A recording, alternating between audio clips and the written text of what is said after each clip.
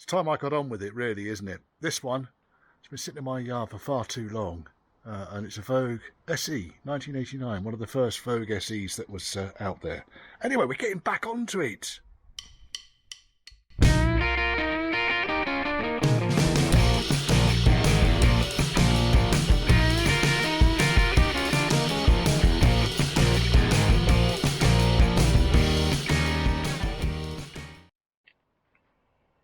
So all I'm really doing is putting it back together again. This is the car I've replaced the sills on. There's slight brake fluid leak down there, but I literally just lathered this thing in paint tail end of last year in order to give it some protection. I've not even sort of prepped or tidied the welds up. There's no seam sealer on it, nothing.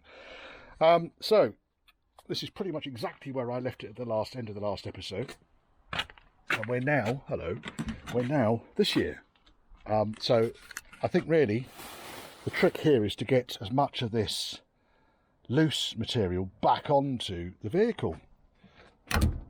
Big surprise around this side of the vehicle.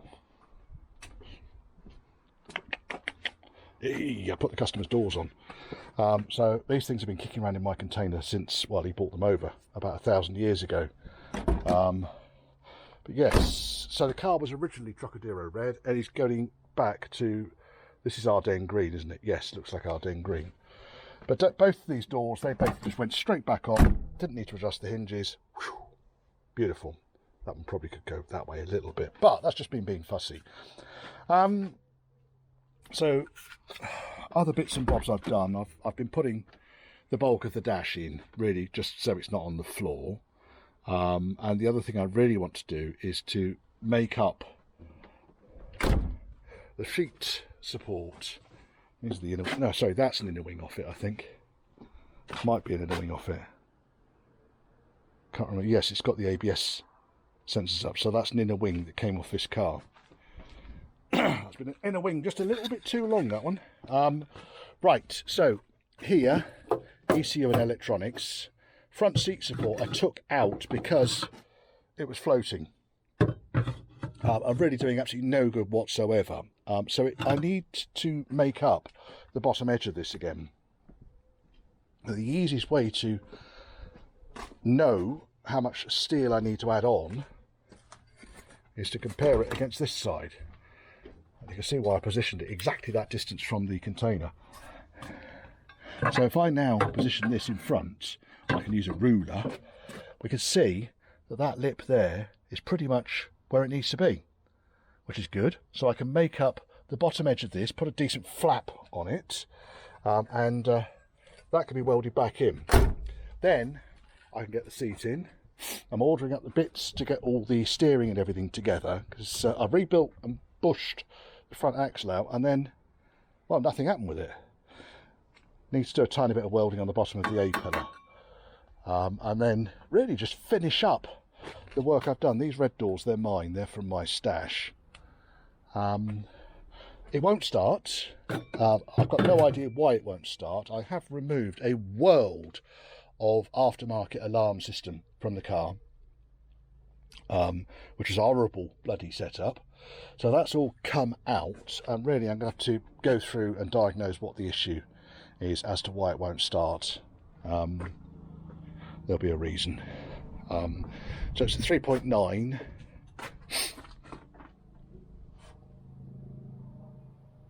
Hot wire, not flapper, smaller airflow meter.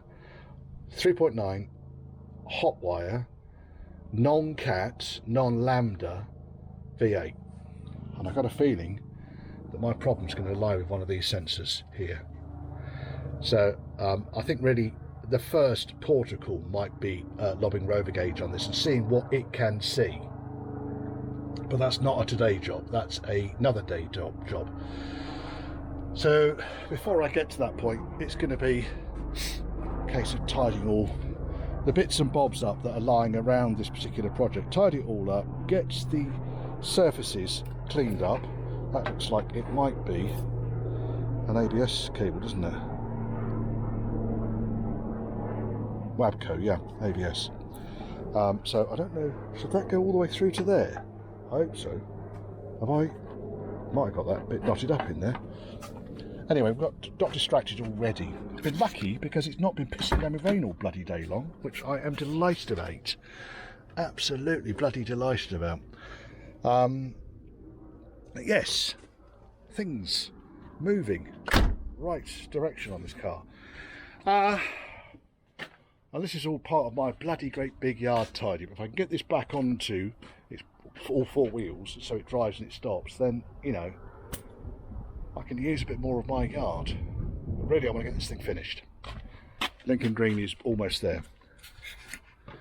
It's really a case of now understanding what has been put in various places. So obviously we've got bits of the ABS and the pump needs to go back into the engine bay. I've got the modulator around somewhere. It'll be in a box somewhere. And then all of the loom and everything that's sat underneath the centre console. You can see I put all the dash back in. Yeah, I think. Silly arse. No, it looks like that cable does go just that far. Look at that. Obviously then connects up to another section of the loom when it goes down towards the ABS sensor. I don't know, I mean, repairs like that, I don't know what I'm going to do with that. I don't know how much the customer's appetite is to go too much further with this. As far as the arch is concerned, rather than, in fact, this arch may need to come off in its entirety, so that's easy. Just drill the spot welds down there, replace the arch. You can see it's cracked all the way around the edge there. Not quite sure what the other one's like. That didn't shut. That rain that was forecast today is on its way. This one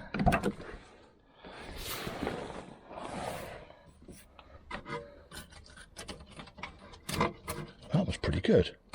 There's bits of loose under seal, but it's not gone. Interestingly, there's no sunroof tubes at the back. Oh, there is. Sorry, I've got it in my hand. There it is. Sunroof tube. But the bottom edge has also gone. If you remember, this car had sills over sills over sills, and footwells over footwells over footwells. And it doesn't have any of that now. It's been lightened considerably. Right, there's the ABS sensor, but that must. Oh, it's really long. Look at it. Look at the length of the fucking thing. That's going to go all the way up to there, then, isn't it? There we are. So that's ABS sorted out. There's a problem with picking up a project after 1,000 years since you last touched it. Is not so much working out where all the bits have gone, but working out, you know, what needs to happen. And I do have a policy that when I put a fixing in place, I tend to do it up as if it needs to stay there and it's never going to come apart again. But where I haven't put something on, like for instance the drop arm, that just stays as it is. Now the steering box may need to come out. I don't know yet.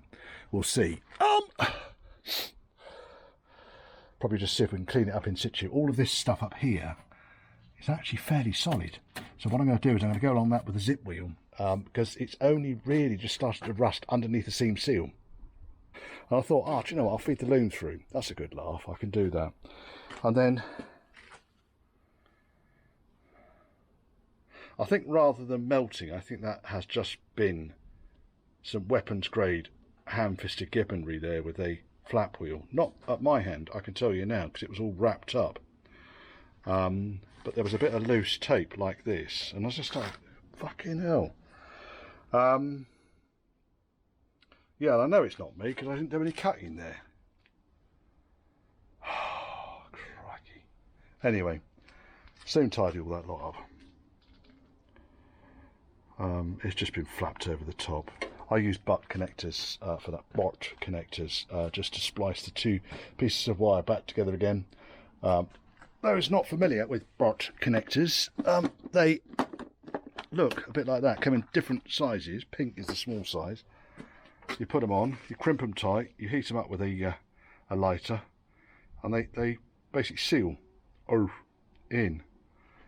Okay, and it's all hidden in the headlight box anyway. And I can wrap it back up with the tape again. Oh yes. And then I thought, well, while I was round here, I might as well get the rest of this front panel sorted out down here. I've got all the various bits and bobs kicking around. Degreased, derusted the top edge of the bulkhead along there. That's just been given a damn good wash off, which is why it looks a bit shiny. And then I can give that a lick of paint really along the top there just to protect it. One thing I haven't done yet anywhere on these repairs is put the seam sealer on yet, so I mustn't forget that. And this is one of the problems you see. When I last worked on this car nearly a year ago, and yeah, there's a number of reasons why nothing has happened with it, but yeah, it's not that I haven't been busy doing other stuff, but now I want it to kind of back on its wheels and going. Well, so much for the British summer, that's all I'm going to say. As you can see, I've been fitting out various parts in here. So I've got the big cross member that goes underneath the air conditioning system, and I've bolted the air conditioning system back in. Now, I kept one of the original wings, and the main reason for keeping the original wings is because it gives me all of the location for the holes. So for instance, I've got the holes here for the air conditioning. Now these two holes down here, they would have been for the oil cooler, and then below that we've got another couple of holes which I've drilled through because I've bolted the whole of the front inner wing section together, bolstered it to the sides, all nice new fixings there. I know the threads are exposed, it's going to have to all come apart again at some point, but I think once a good load of wax is on this, I ain't going to rust anymore.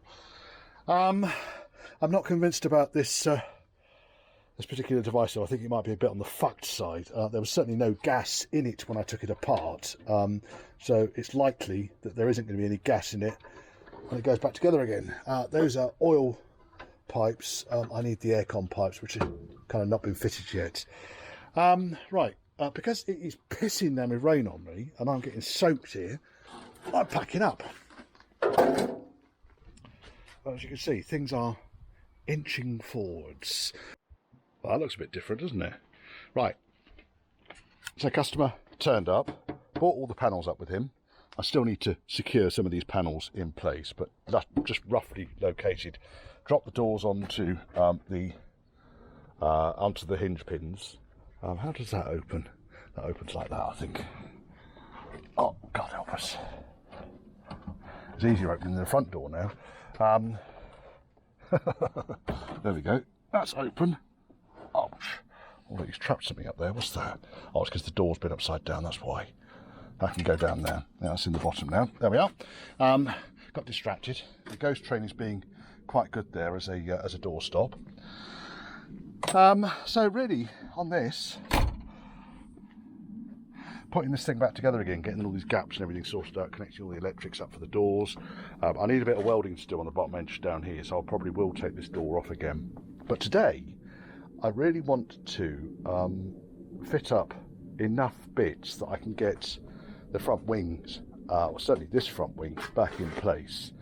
And as you can see, some deterioration over the winter, because literally this was just top coated with a satin black, 2-pack satin black, and where water has got trapped underneath there, it started to rot out. That's 9 months for you of doing nothing, not even moving. Right, so, and you've seen these doors on this side already. It's a nice job. I'm worried about this cover because this cover's shit. So that's one of the reasons for getting the wings on the car, so that I can actually just dump the cover. The back end, we've got top and bottom tailgates in place. Top tailgate's aluminium jobby, bottom tailgate original, painted. We're going to have some issues. You can see here there's some overspray on the inner wing down there. This has obviously had an accident on this corner. It's had a thump. You can see dents and so forth. So that's got overspray for the original colour on it. And this is the factory primer on this side. So really all I'm going to do here, treat the rust on the surface, clean it, treat the rust, put the outer panels back on, which I've now got all of them.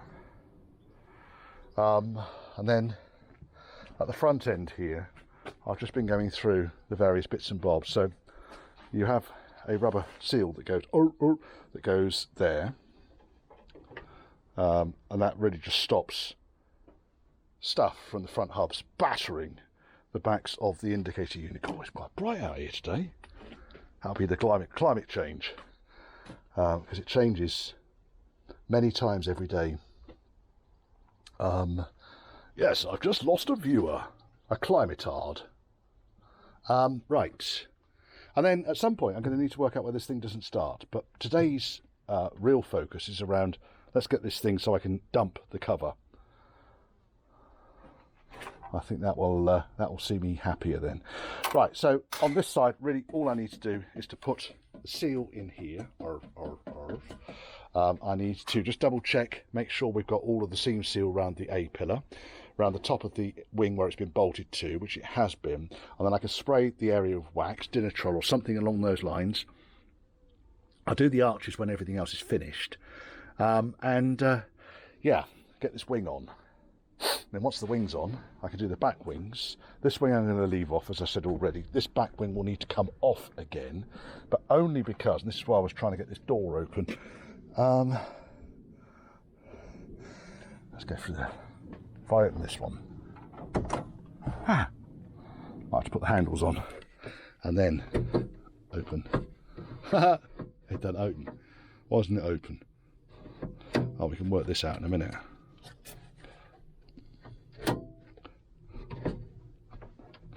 Oh, well, we'll work out why that doesn't open in a minute.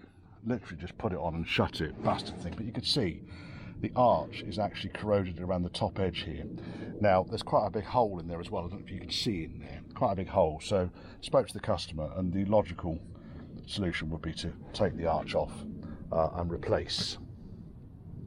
So this wing will need to come back off again, but only briefly. We can work around a lot of the problems. Yes. And he chopped the fuel filler hose, which is why that's in there.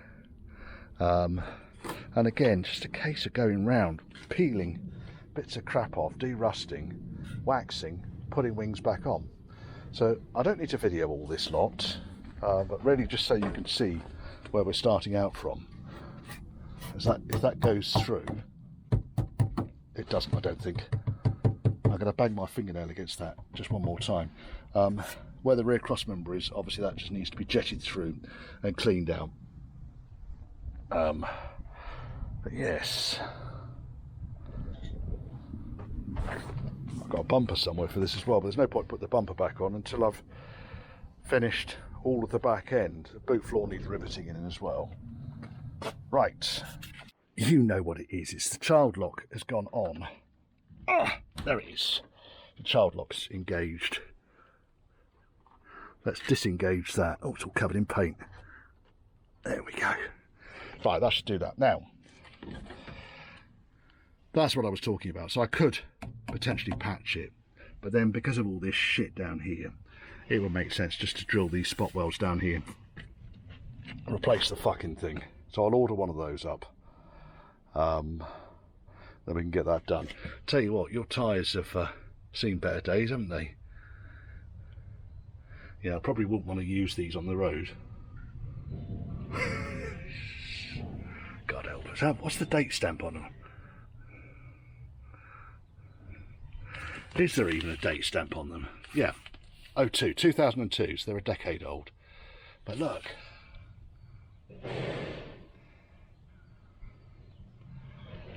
That really is quite poor, isn't it? Not great. Never mind. The other thing I want to do under here is take this panel off up here. Okay, which I can do a lot easier once this is out of the way, and replace this panel complete down to the back end of the sill. And then, as far as the chassis and everything is concerned, a damn good pressure wash, followed by one of the many treatments that's out there. I'll go over the entire underside of the car to get it looking a lot better. Now, as you've already seen, when I finally finished just welding this corner up together, I didn't get as far as tidying welds nor seam sealing. So don't worry about seeing bits of daylight through, because I've not finished this side yet, but that side is. Well, that was a fun day. Ignore this wing, I'll come back to this one. This wing's now in place. They're plastic wings, whatever it is, GRP plastic wings.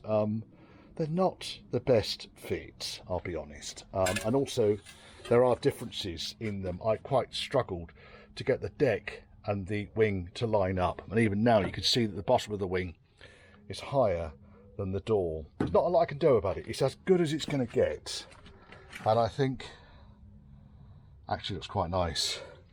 Back wing's in place, needs to come off again, and I've not put the retaining strap behind there, which I can get sorted out.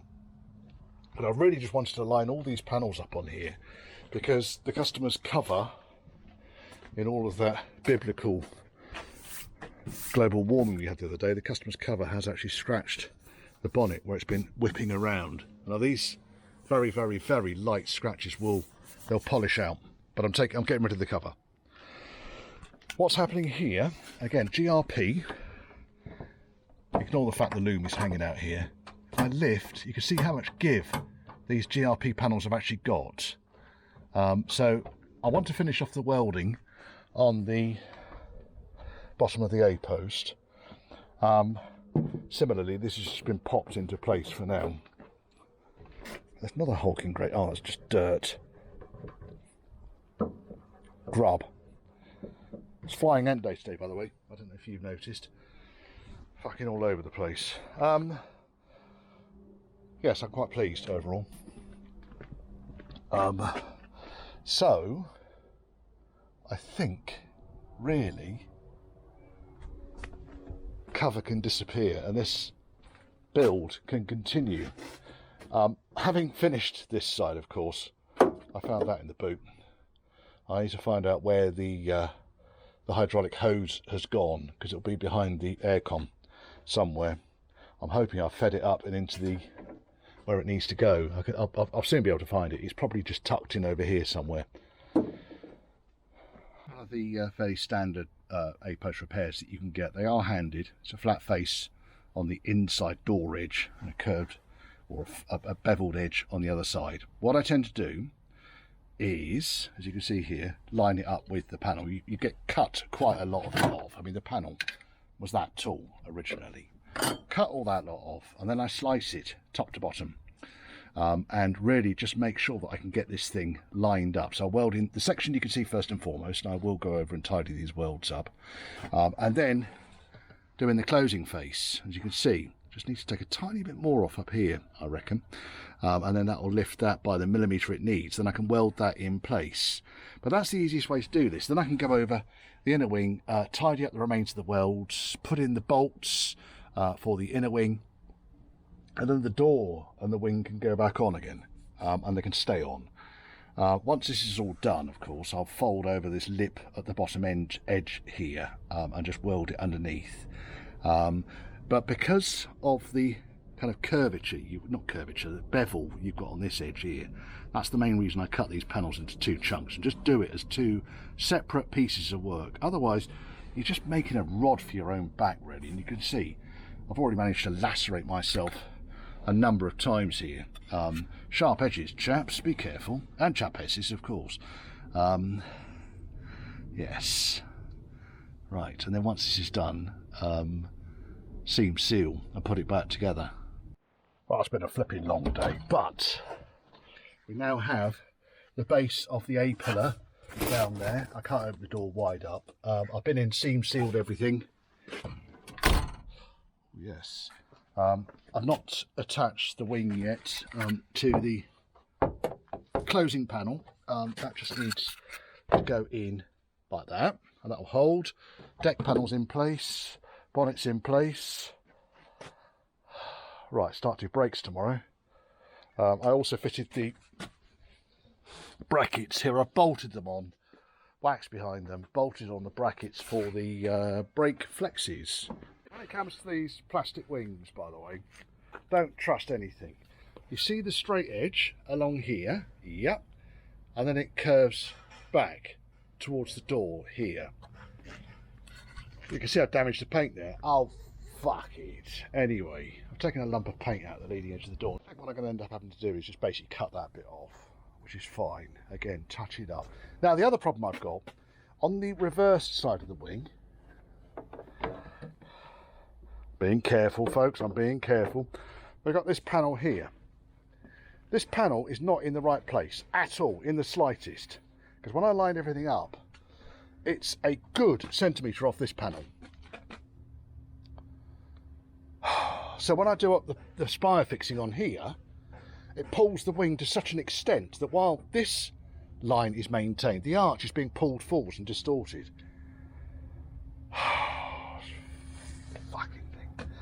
So I'm not entirely sure what to do here. Either put a spacer in there and a longer fixing, or bash this about. I'll show you in a second. When I've taken this piece off, I'll show you exactly what it is I mean. Roughly back in shape now. Now, if I open the door and we're looking in this section here, I'm going to have to put the handle on this. It'll make life a lot easier. I can even find the rod, put a bit of fur around it. There we are, right, rod. Oh my goodness. Now already we can see the door is actually quite close to the deck. And also as it opens, you see the door where that chip is very, very, very close to the wing. So I need to cut a bit further. What I might also do is pop an extra shim behind the door, behind the top hinge. Just see if that makes a difference. I mean, at the moment, we've got the right sort of gaps all around. The deck is where it wants to be. Yeah. I don't know. Then the other problem, let's get the door open again. Oh, God's teeth. If we look here, and you can see there's about a centimetre gap behind the panel to where the reinforcing plate is. I mean, honestly, it's a mile out. So, what do I do? Because if I just do that up, then it's going to distort. Such a pain. Right, so wing off again. The other thing I have done, by the way, to make life easier, I put nuts and bolts through here with a nut underneath, which is quite discreet and hidden. Again, we can touch it with some black paint or whatever, and then put the nuts in from underneath. I did something similar on this side, you can see there, and it holds it roughly in the right sort of place. It does the job. This wing's been painted better, although it's absolutely covered in grit. I don't know if painted it outside in a dusty environment or what. This one, it's a bit matte, and I wouldn't want to really start polishing this because I just get the feeling that the plastic is just going to melt. Again, looks like it's been painted outside. Look at all the dimples. Maybe the dimples are part of the plastic. I don't know. I'm not going to go near it. I'm just assembling.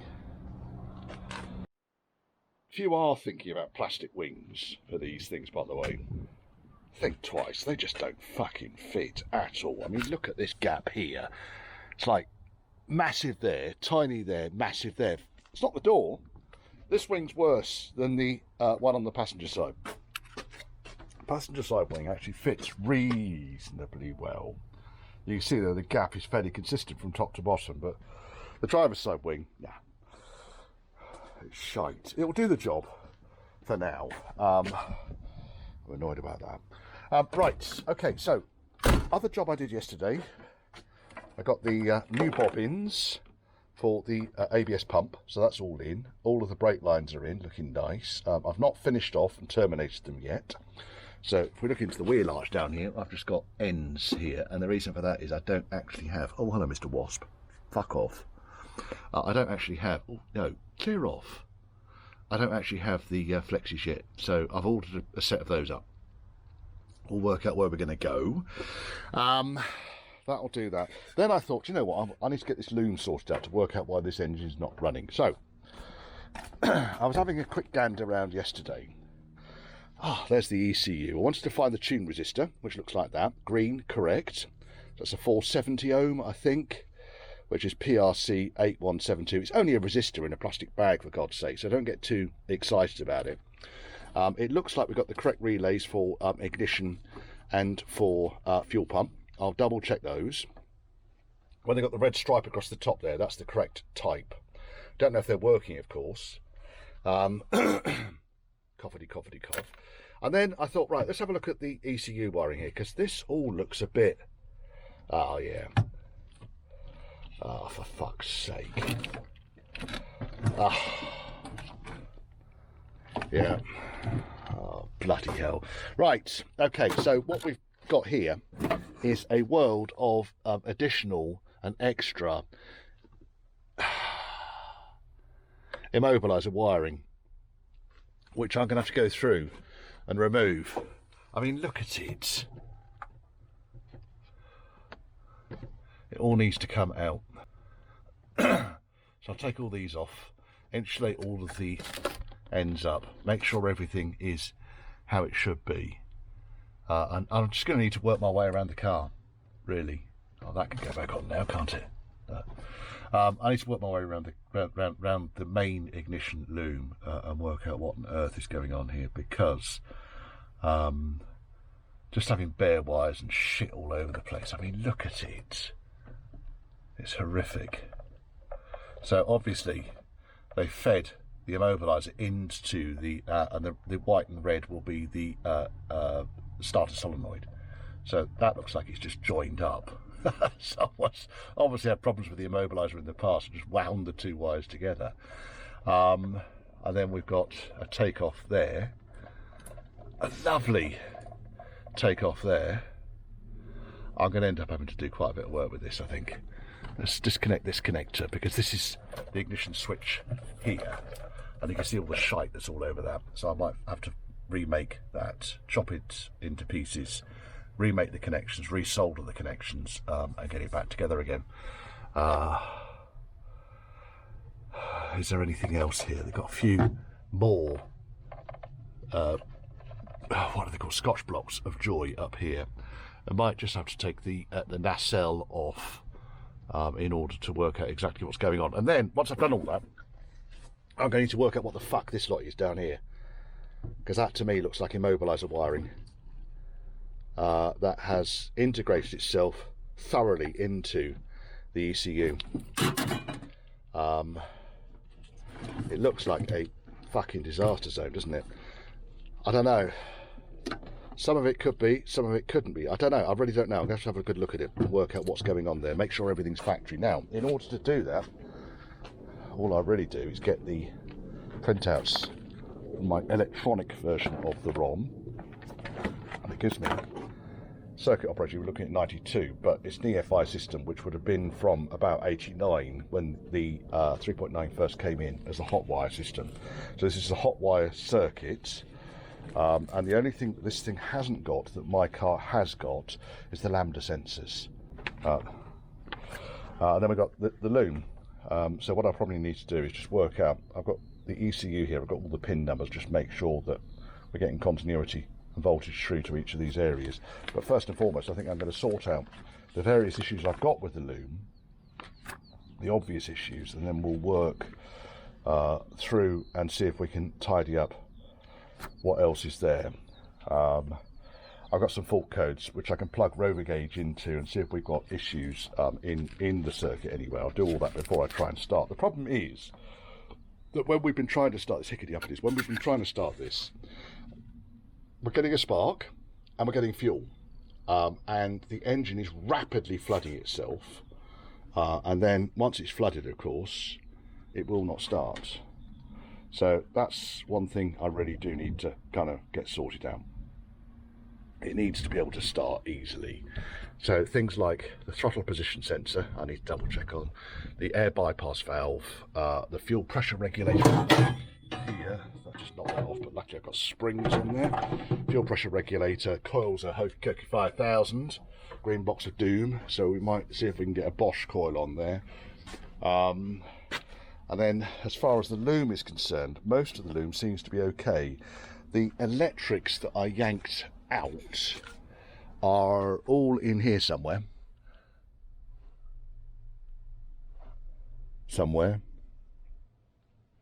Yes. It's tidy, honestly. It is tidy. Now also in here somewhere is the aircon loom, which I believe, and I could be completely fucking wrong on this, but I believe the aircon loom connects onto that chappy there. And then runs around the wing, connects onto these two, comes all the way around over here, goes around there and joins onto the back of the compressor, and also the filter and the pressure switch, which go there normally. So yeah, less telling you about what I'm going to do, more getting on with it.